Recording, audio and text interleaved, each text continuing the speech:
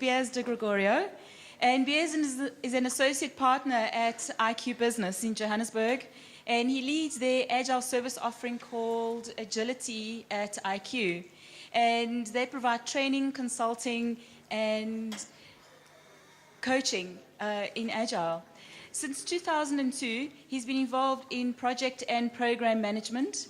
And since 2010, he's been building IQ's service offering and has personally trained over 2,000 people in Agile. He's presented at local and international conferences and been involved in small and large-scale Agile transformations. Today, Biase will be telling us about unlocking ScrumMastery. So let's welcome Biase with Unlocking ScrumMastery. Thank you. Morning, everyone. It's kind of scary. 10 years ago, I was walking on the stairs. This is the actual room where I had my wedding reception. So I don't know if it's a good thing or a bad thing. I don't know. To ask my wife that. Anyway, so today I'm going to be talking about something that I'm really passionate about. I guess in all the last 6.5 years where I've been involved in Agile, this is something that has definitely been the most rewarding and gratifying experience of my career. I'm going to be talking, there's no real frameworks or models or anything earth-shatteringly new. It's more around our experience and a little bit of a story around how we can unlock Scrum Mastery and knowledge and talent in an organization such as Barclays. And that's the secret, right? The large bank that I'm talking about is Barclays Africa and ABSA. So to provide a little bit of context, I remember this pretty vividly. It was 3 months into the engagement, and I'm talking to James Nuffer, who's the head of Agile Adoption. I don't know if he's here. James? Not here yet. Oh, there's James Nuffer at the back there. And I remember the conversation. He goes, guys, we need, by the end of the year, that was like 6 months, we need 500 Scrum Masters at ABSA. And I guess my reaction was like pretty crazy. I don't think there's 500 certified or at least 500 experienced Scrum Masters in the country at the time, let alone available for ABSA. So diplomatically, I went through the process and saying, well, James, have you thought about some of the challenges that you might have? For instance, like Agilists don't really want to go work at a bank. That might be a challenge, right? With all the processes and the bureaucracy and all those kinds of stuff. So how do you get them to be attracted to working for a company like ABSA? Plus, you might go and recruit these guys, but you don't really know who they are, etc. So James, if you guys know James, turned around and said, Biase, you just give me problems. I want solutions. Why am I paying you the big bucks? So working with James, we looked at a couple of options, and he has a couple, right? So the first one, we could recruit. Go through a process of recruiting some people, putting vacancies out there, going on the job market. But the challenge is that it's quite expensive, number one. Number two, you don't really know who you're getting. Like you're going to have a 2-hour, 3-hour interview, and you don't really know whether this person is going to be matching the culture and have the necessary experience to be able to be a good Scrum Master. The second one is certification. We could just go send a whole bunch of people on a 2-day course and get certified across a whole bunch of certification authorities. And I think Dilbert explains it pretty accurately. What I honestly believe about certification. It's valuable, but sometimes we have to summon the vast power of certification, as Dilbert says here. And the last one is, we could go and hire consultants or go and hire contractors out. So, we do that, but it's not our first preferred option when clients ask us. They come on board and we need a Scrum Master. What we keep on saying to them is that, the problem that you have is that it's not really sustainable. As soon as the contract ends after 6 months, the knowledge and the IP and everything that the person's built as far as the team is concerned goes out the door with the contractor. So that's not really an answer at all. So we worked together and looked at some options. And one of, if you guys, I'm sure you know Peter Wundermark, one of the things that he keeps on saying is we need to grow a pair. Okay? So we need to be able to grow internal capability, look at any internal talent, and make it sustainable for the organization to be able to grow a pair. But I want to take a little bit of a step back, and I want to talk about the coaching collective. So when we first engaged, now this is a large-scale transformation. Initially, we were speaking about 5,000, 6,000 people in IT alone, and extending that beyond to business. So it's probably one of the biggest in the country. And when we first started speaking, I kept on saying to the guys, we cannot do this alone. There's enough consulting or these agile coaching companies out there, these boutique companies, and we can't just have one vendor in this place. It's enough work for all of us, but the thing is we need to collaborate. We can't go on our own tangents and our own paths and do our own things. We need to work together. And so we created this coaching collective. Growing Agile, Karen and Sam were already involved, as we heard yesterday with Subhash's team. And we know each other from these conferences in the industry. So we started working with Just Plain Agile. Antoinette over here. Stand up, Antoinette. That's Antoinette from Just Plain Agile. And Peter and Joe from Agile 42. Jane, everyone knows Jane. And we got together and we started having a conversation. How do we work together? How do we solve these problems that APSA will have in their space? And we formed this collective, and it wasn't, contrary to popular belief, it wasn't a cartel. Okay, so some people, it's a monopoly. That wasn't the intent. The intent was, it's an opportunity for us to work together, and we spent a bit of time. It was a couple of meetings, I personally felt, and I'm not sure if my colleagues felt the same, but it was like when you go on a first date, that awkward kind of thing, right? You're trying to figure each other out, and trying to be transparent, but trying to keep some secrets and that kind of stuff. So we're trying to figure this out. But it was quite amazing that our values were pretty much aligned. So it was quite easy to have this conversation. And the one thing that we came up, and I remember, I don't know if it was Karen or Sam, that we put up what the working agreement was. And the one thing that to now still holds true to me is whatever we do, the ultimate value or the ultimate thing is what is best for the customer. So all the decisions that we had to make, all the problems that we had to solve, the frameworks, etc., we always looked at that. What is best for the customer? So if we had disagreements or arguments or those friendly kind of discussions, we went back to this. I digressed a little bit around this because I needed to provide the context as to how we solved the problem that James had. So there's a little bit of a history, and this also, again, to provide more context. In 2013, Peter Hunemark and a bunch of volunteers, including Kevin Truthui, Amy, Louise, they got together and they were looking at solving a similar problem for the industry. And this was 3 years ago, so where we are as far as the Agile maturity in South Africa. They were looking at creating this academy, this lean academy, to create lean leaders in South Africa, lean professionals. And they came up with a 6 to 12 month program. I don't know all the details. But the problem with it was, could it be commercialized? A 6 to 12 month program, as I'm sure you can appreciate, was quite expensive for people to be able to pay for it. And I don't blame the guys, the community-based forum or committee, for they wouldn't want to invest that kind of money up front. So that was a challenge to be able to launch that. They couldn't commercialize it at the time. A couple of years later, or a year later, we had the same problem in IQ business. We were looking at getting skills. We were obviously going through recruitment and that kind of method, but we also had a bunch of consultants that really wanted to become Scrum Masters, Agile coaches, etc. over a period of time. So we looked at building our own internal academy. Now this was independent of that Lean Academy. And I guess the message that I'm trying to say is that even though we compete in organizations, we all want to do the same thing. We all, and again, based on the theme of this conference about a learning continent, a learning organization, how do we create this capability for people to get new knowledge, skills, and capabilities?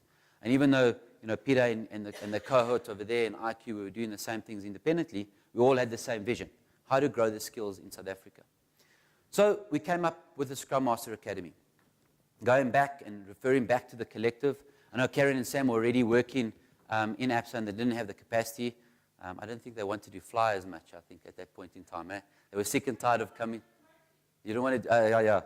So they did, that was one of the things. So we worked together with Peter and Antoinette, and we designed the ScrumMaster Academy. What would this program look like?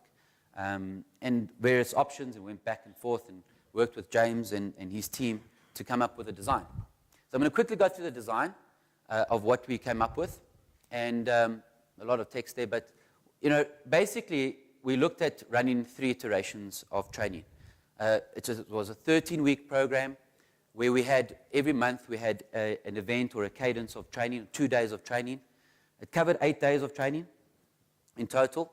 But in between each iteration, we had coaching and mentoring. The way we did it was we also created syndicate groups. So we decided that 16 was a good number. We had 4 coaches. Each coach would be able to take a syndicate group, and the value of using syndicate groups, we'll talk about it a little bit later. And we thought that was a good number. 16 delegates for the first one. We would actually go and alternate between training and coaching and mentoring. The way we saw coaching and mentoring was slightly different. Coaching was one-on-one coaching with individuals. We would spend a little bit of time. And then the syndicate groups, we would spend 4 hours, half a day, working with them every 4 weeks, basically. We also made sure that we appreciated that there was going to be a number of people that would apply. I think in the first academy there were 46 applicants, if I'm not mistaken, if I remember the number correctly. So 46 people applied to be part of this journey. The first time it was an experiment from this perspective. So we needed to understand what the application and selection process was. So we looked at creating a fun way of doing it. Some people thought it was a little bit way out. They had to do these puzzles and provide these items to the team that we would judge with. But it was quite a fun process. It was also important for us because this was the first time that as the collective we worked together, we needed to sort of figure each other out. So we made sure that we had continuous feedback loops with the team as well as with the apprentices that were part of the experience, and the Agile adoption team, which is sitting at the back, which I'll introduce you a little bit later. Luckily, one thing around, so I told you about the value of certification, but it was important, right, for the delegates to attend the course. It was something for them to have a piece of paper at the end of this 13-week journey that they could go back to, make them marketable as far as their experience is concerned. And as Peter was part of it, and the CST, we did the CXM exam, the Certified Scrum Master exam. That was version 1, the design. And, okay, what a great experience. It was an amazing, just to see the individual growth from the guys coming in there. Working in an organization, as I mentioned, as you know, these corporate organizations stuck in bureaucracy and their ways of working, had to change their mindset. And what for me was a great opportunity for me to learn, not only from the other coaches within the collective, but as well as the peers, the apprentices themselves. They showed us, they held a mirror to us and said, this is how you need to learn as well. And we had constant feedback. But with everything, there were some challenges. And I think if you had to look at it, funding, okay?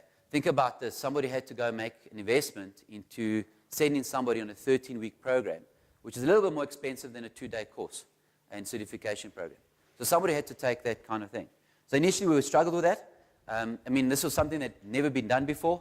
It was an hypothesis that we had, an experiment, and we needed to prove it. We had no empirical data to go back to say, well, this is exactly the value that you're going to get out of it. So a bit of a wing and a prayer, I guess, from some of these managers that needed to approve this.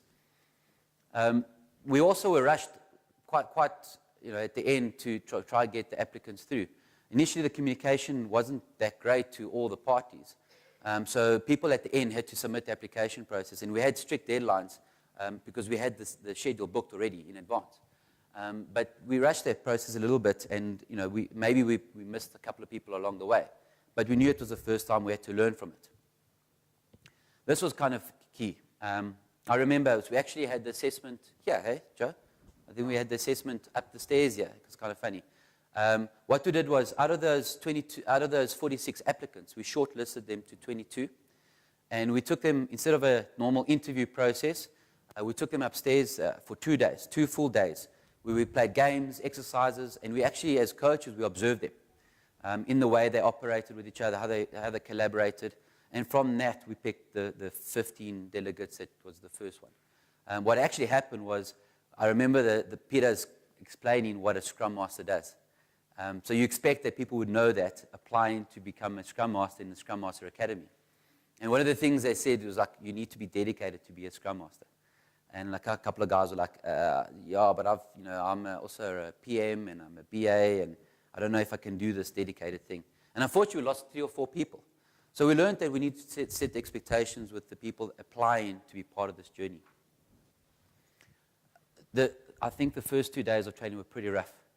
I think we underestimated, so the base knowledge of people coming into the, Antoinette is like, are you shaking a little bit, thinking about it, memories, and bad memories. But so I think the expectations from people actually having the base knowledge of what Scrum and Agile was about was, at different levels. So we come across, bringing games and that kind of approach to learning, and people didn't get it. They were like, how does this align to the theory? How does this align to playing poker? So a lot of the feedback was, we just don't get it. But luckily, we got that feedback very, very quickly, and we adjusted it for the next training, which was pretty cool. And the feedback got a lot better as we went along. Conflict. We had conflict. Okay.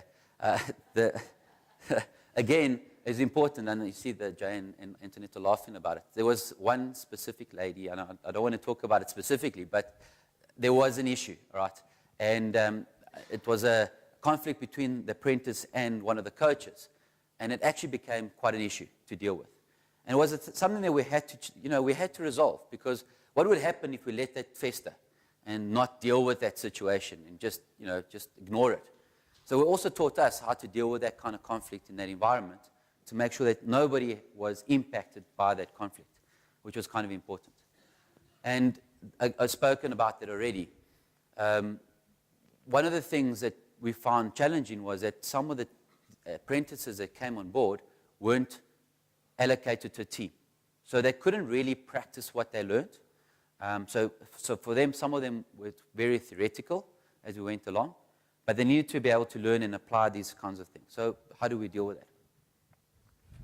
So SMA version 2, we took these learnings and we made a couple of tweaks. The one thing, the objective when we spoke to James and the team was we need to make this scalable. Running one program every 3 months and only getting 15 or 16 people through the program isn't going to answer the 500 Scrum Master question, right, or the problem. So how do we make this scalable? How do we extend this? So the first thing is obviously reduce the number of coaches. We've gone through that process. So we went down from 4 to 2 coaches to run the program.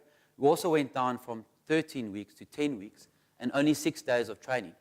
But the thing that we did is set strict prerequisites. We try to be as really, really strict about the prerequisites.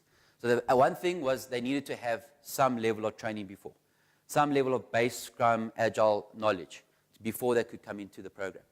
The second one, they needed to have funding. So they needed to get manager approval, line manager approval, that they could actually spend that money on behalf of their team to be part of this process. And the last one would that they would be allocated to a team. So they would have a team. They've made the decision to be part of this program, and they would be able to practice what they learned. The one other thing that we learned is that when people are with 16 different people from different backgrounds, perhaps getting into a room, and they hadn't built a relationship yet in training day 1 and 2, even though we had the assessment. So we built an induction day where people would create their syndicate groups, do the induction and working agreements, and they got to know each other a little bit better, which made the training a lot easier as we started the program. And the second one around trying to make it scalable was we couldn't tie it to CM, to the CSM. So obviously we have a constraint, 1, hopefully 2 CSTs soon in the country. So we couldn't actually tie it to one person. That was the key person dependency in PETA. So we looked at alternatives, we looked at different options, and we selected the PSM, the Professional Scrum Master Certification from scrum.org, as a certification of choice. Again, some of the lessons, the cadence was intense. I think specifically for the coaches.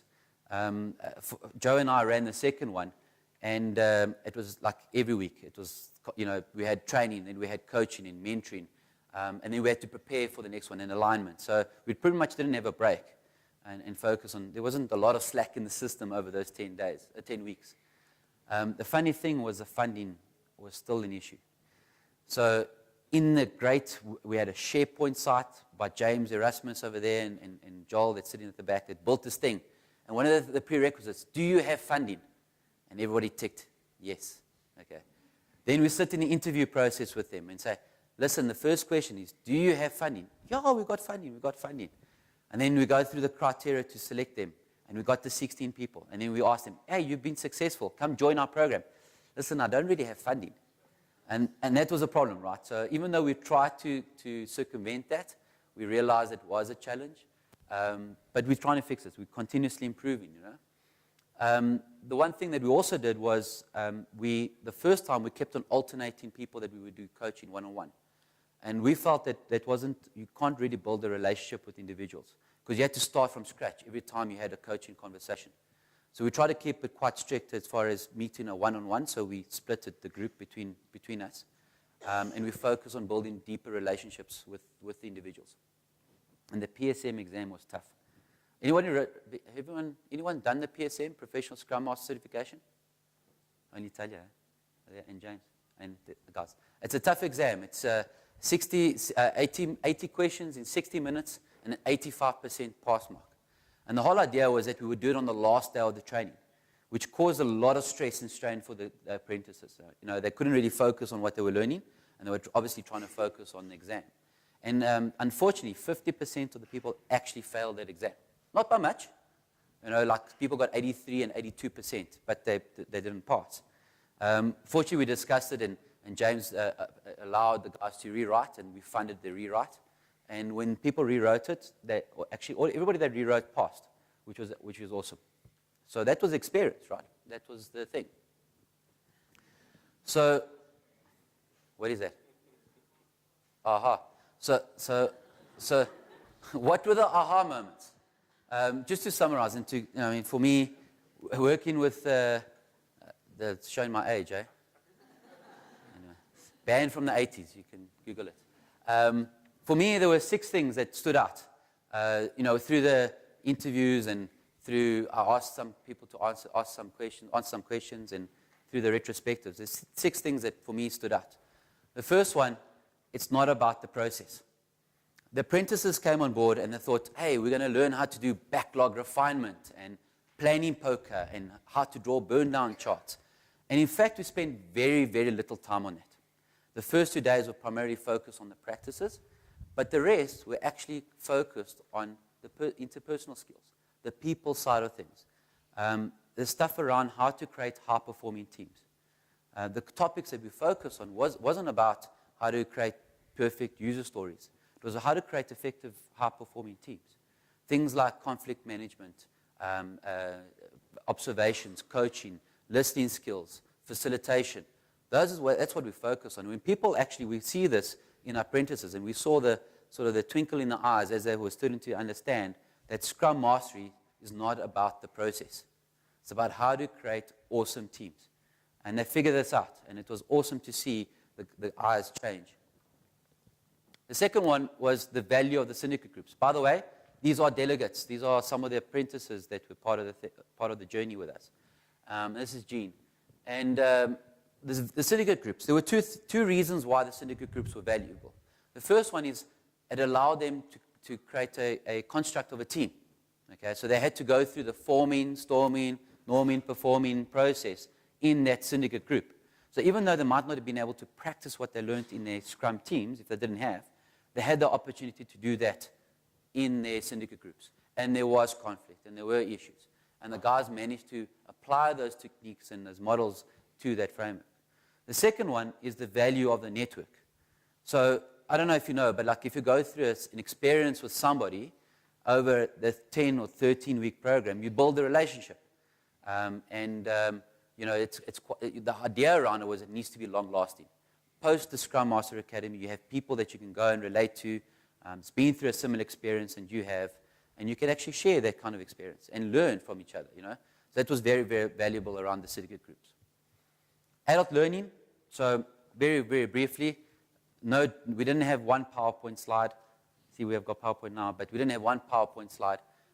We focus on games, adult learning, focus on coaching, having those kinds of conversations rather than death by PowerPoint. And actually it was kind of interesting because the expectation, this is what people are used to, right? So when they come into the course and they don't see any PowerPoint presentations, they go, where's my manual? Where's my training guide so I can make notes? And they struggled with that initially. But they started understanding that this is a thing. And beyond that, through the way we actually taught people and coached people, they could apply the same techniques. know, every time we ran retrospectives and we tried different techniques, and the whole idea was that the apprentices could apply that in their day-to-day job, okay, which is quite powerful. Strong sponsorship and internal support. This is key, right? So we need somebody to, I mean, you know, we had ideas around the internal academy at IQ and the Learning Academy, but you need the strong sponsorship in an organization to be able to drive something like this. It's not a cheap exercise. So James at the back there, James Nuffer, stand up, and your team, Darren Gorolik, and James Erasmus, and Mispa. You can also stand, Mispa. They're part of the Agile adoption team. So James heads up the Agile adoption team and supported by those guys. And we needed them. We didn't know all the internal processes and admin and all that kind of stuff. And they provided us the network to help us be more successful. Somebody needed to take that kind of investment decision.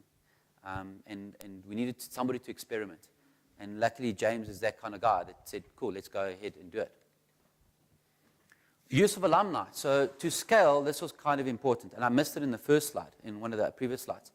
So in order to scale, what we did was we identified 2 or 3 apprentices from the previous academy to be part of the next academy. The idea that after 12 months, 18 months, I think James says after the next month, I think he wants it very quickly, but to take the reliance away from the external coaches and for APSA to be able to build these guys, these alumni, into great coaches and agilists, and for them to run this program. That was the idea. So in the second academy, and now the third one, which is kicking off or kicked off this week, we brought people in from the previous academy to be part of this journey. They observe with us, they co-facilitate in some sections, and it's a great experience for them, right? Because they're also going to have this growth in their abilities and knowledge. And for me, this was also important. The collective. Like, who would have thought that competing companies could actually work together? This thing called co-opetition, all right? It's an amazing thing. Like, people are like, what? You working with Agile 42 or Growing Agile or, just plain Agile? That's kind of strange. Aren't they your competitors? Aren't you sharing IP? And we understood that, and that was a challenge. But remember what I said before, what is best, whatever is best for the customer, what is best for the customer. And for us was to allow the apprentices exposure to different people, from different experiences, different frameworks, different models. And that was very valuable for them. I think they appreciated that. And the last one, change is hard. Don't be a dick about it. Okay. So it is hard, right? Most of these guys came into this academy, and the language that was being used was like, hey, yeah, this is all great, Joe. This is lovely framework and model, but this is APSA. We can't use it here. We've got all this stuff that's standing in our way, all these organizational constraints and impediments. And we kept on saying then, understand, we meet you where you are, right? But it's up to you to make the change. And even if it's small changes, small things that you can actually start introducing in your environment to start changing the mindset. And that was important, right? Because change is hard. Something like this in an organization as big as that is a difficult thing. But all these different events hopefully will start changing the language. And when we start saying, well, you said it's not possible, but you did it. So it is possible. And that changes the language for people. And that's very, very important. That's about it, I think. Just to summarize the key learnings. But I think there are, Joel, you here? Anybody else from the academy? So yeah, only Joel. So we've got one of the apprentices from version 2.0 at the back. Just wave. You can ask him about it. Don't ask us about it. We're trying to look like we're selling it. But ask Joel about it. Okay? You're allowed to stand up. But I think we need to give him a round of applause, I think. Okay?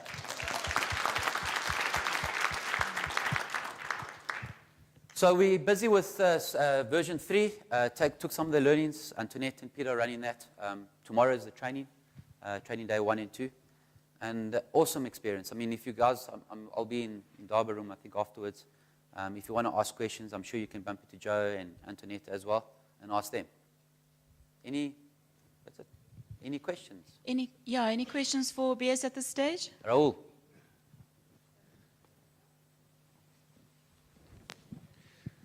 Just one question from my side. Is this only for internal staff at APSA itself, or basically was this thrown open to the whole country out? So initially it was because of the challenge of making this commercialized, and as I mentioned, we needed a strong sponsor or somebody that could invest in that kind of money. So initially now it's APSA and Barclays that we are talking about possibly commercializing as an option. It is something that people would look at and say, 13-week program, the kind of expense that you need to make and the investment that you need to make. So something we're talking about, but not right now. We can take one more question before breaking for tea, and you can speak with Bias in the Indaba room afterwards. So, one more question? Yeah, Regina, it's me. Okay, thanks, Bias. Yeah, this is something which all of us need to do, not just in one organization, because on a very small level, we are trying to do it in multi-choice as well. Did you also consider coaching people from business side? Because not having Scrum Masters, it works up to an extent, but after that, when they hit business side, it becomes a problem because they don't have that mindset, and it is a challenging thing to change their mindset that business is not a team. I mean, one product owner or product manager, they need to work with development teams. So did you consider that also? Yeah, so this is not a problem just on this occasion. I think it's a problem everywhere, right? Yeah. Product ownership, product management, etc., right? We're working with business. It is a challenge. It was one of those impediments that came up in one of those conversations that we had. Part of the design was that ideally those individuals would have team coaches, so coaches that would be working in that environment or that department or that area to enable them, to allow them to solve those impediments and work with business to ensure that we have the whole value stream in it. It didn't work all the time. I mean, I guess because of the scale of it, you would need then 16 coaches potentially to work through that. But we allowed that opportunity to have those conversations. I think this version now, we actually are involving the management as part of the program. So the coaches meant the managers. They said we need to obviously look at this because we need to create an environment for these guys to enable them to be good Scrum Masters. And that's one of the things that we picked up. Okay, thank you.